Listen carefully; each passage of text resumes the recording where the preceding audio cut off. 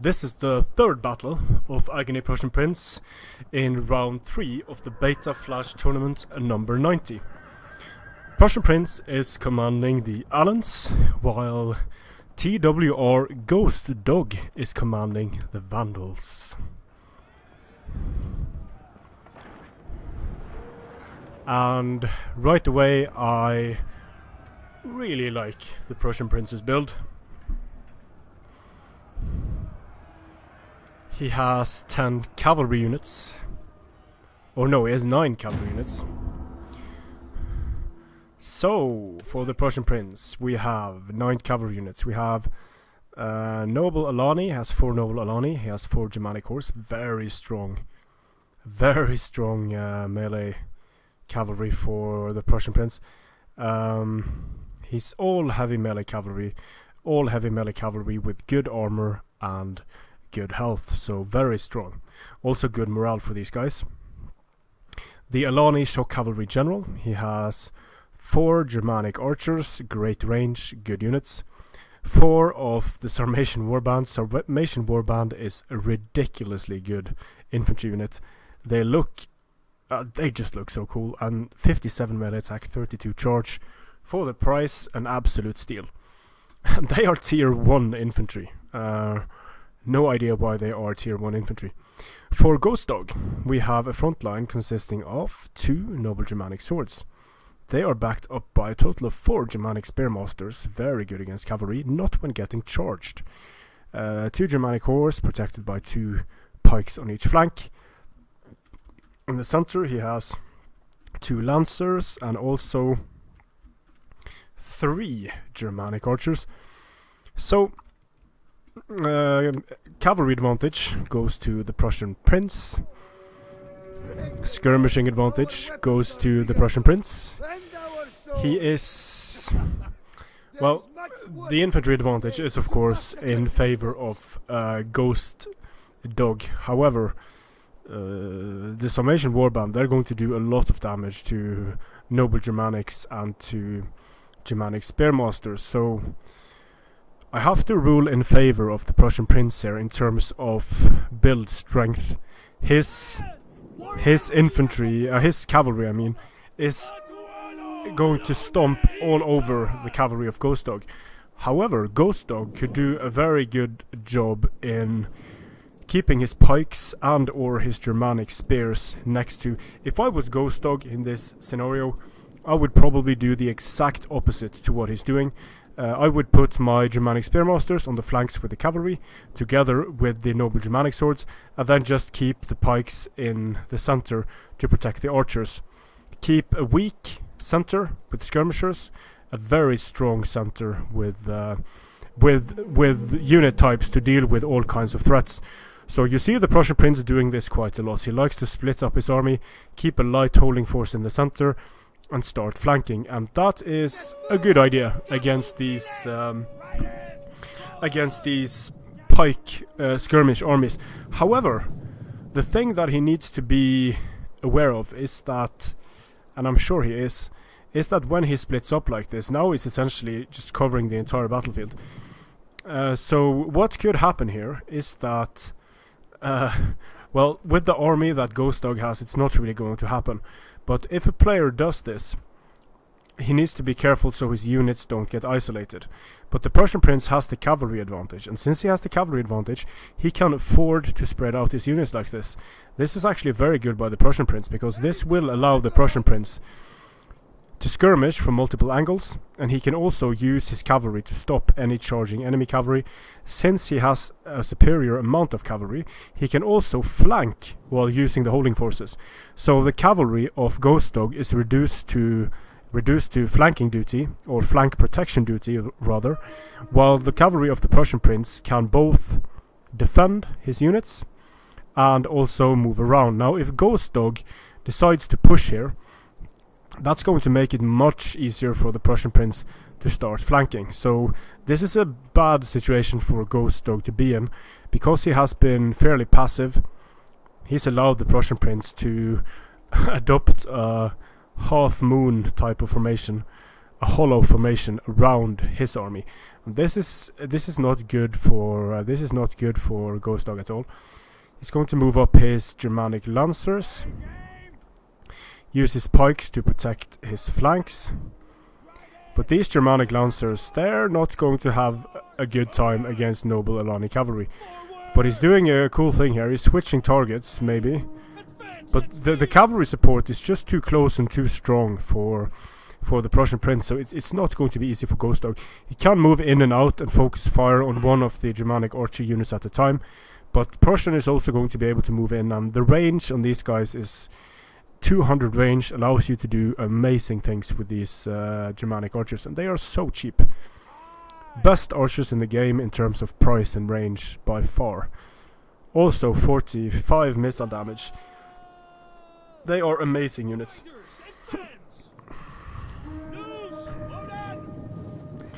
Looks like we might have an engagement here. Ghost Dog wanting to deal with the flanks of the Prussian Prince, but this moving back and forth is actually losing. Means that Ghost Dog is losing a lot of cavalry units, and they are very important. He doesn't have the cavalry advantage, but the Prussian Prince is just going to be able to increase his advantage here. And so many kills on these Germanic Lancers by the Germanic archers. When using precision shot on flaming, they will absolutely wreck units. So Prussian is just pulling away here to get a few more volleys off on the Germanic Lancers, which is a good idea. They will probably just disappear now due to precursors, and yeah, this unit is dead. The follow-up though from these Germanic Lancers might be bad for the Prussian Prince, but he has several units in support, so he's going to be able to pour fire into the blob. This pulls away a lot of the cavalry of Ghost Dog. Noble Alani Cavalry smashing into the Germanic Lancers. The Germanic Lancers, being medium, are going to get wrecked by the heavy Noble Alani melee cavalry. And also the fire projectiles means that the Germanic Lancers, their morale is very shaky, and they're going to start routing now. Not as much of a problem for the Prussian Prince, since he has the superior morale in this engagement. He also has inspiring units nearby, so you can see that his morale is a lot better in this engagement than the morale of Ghost Dog. And morale is very important in Attila. That's one of the reasons why these upgraded units are so important, because it allows you to stay in engagements, and it allows you to support engagements with friendly fire without running the risk of breaking your own units, essentially, which is what is happening for Ghost Dog here. His units are breaking a lot faster than the units of the Prussian Prince. And of course the Germanic Lancers do not like getting fired upon. They do not like getting hit by precursors, so that's also bad for Ghost Dog. The Germanic Pikes getting wrecked by being attacked in the rear. And look at the morale on these, let's see here, 45 on the Germanic horse, 39. When they start getting hit, they should drop significantly in terms of their morale. But as that's going on, the general of the Vandal warlord is taking a lot of flaming shots. The noble Germanic swords are getting wrecked, and again Prussian Prince getting into the unbraced Germanic spearmasters. So very nice charge there by the Prussian Prince. Ghost Dog is starting to clean up a few of the units of the Prussian Prince, but the Prussian Prince is able to pour fire into this blob at will, and these units of Ghost Dog are completely zoned out. They're not supporting. So Prussian Prince is getting some decent engagements here. He's firing at the pikes. I don't know that that's the best target. Again charging into unbraced spearmasters. The spearmasters are going to die. The Alani general though, he is not having a good time inside of this blob. He's shock cavalry, so he doesn't have any melee capabilities when he's lost his charge bonus. But the Prussian Prince can't really pull him out either, because then he's going to lose a lot of men. But so much flaming ammunition poured into this blob here, and it looks like the Prussian Prince might lose his general here. But there's not a whole lot left for Ghost Dog, and what he has left is the general of Ghost Dog is also taking a significant amount of fire. So as long as Prussian manages to keep doing what he's doing now, focus fire on the general, yeah, the general is dying super quickly. So although losing the general wasn't good for the Prussian Prince, the Vandal Warlord is certainly going to die as well. So that evens things out a bit. Prussian still has a few cavalry units available for cleaning up these units, and here you can see the devastating power of the Germanic archers.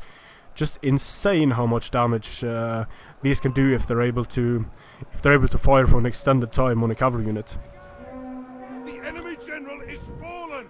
So now the morale of Ghost Dog should be very shaky.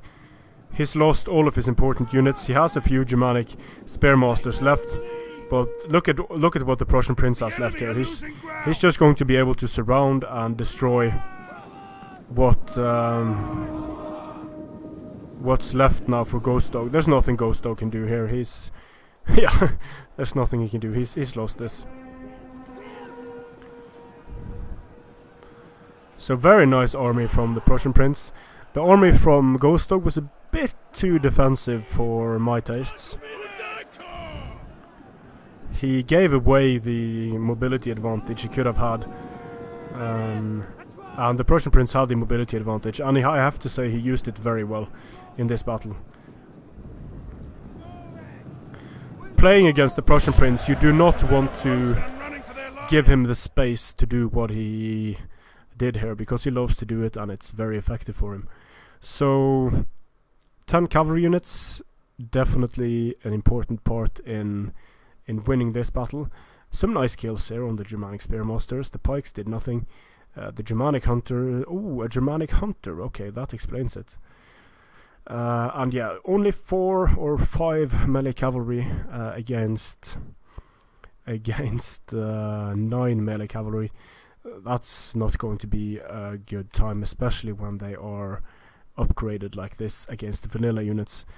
You need the cavalry advantage in Attila. If you can't bring better... Germanic horsemen are good units, but the problem is morale, and you can alleviate that problem with upgrading the Germanic horsemen. So bringing Germanic horsemen vanilla, in my opinion, much less effective than bringing upgraded Germanic horsemen. So good game. The Prussian Prince advances to the next round in the tournament. Strength and honor.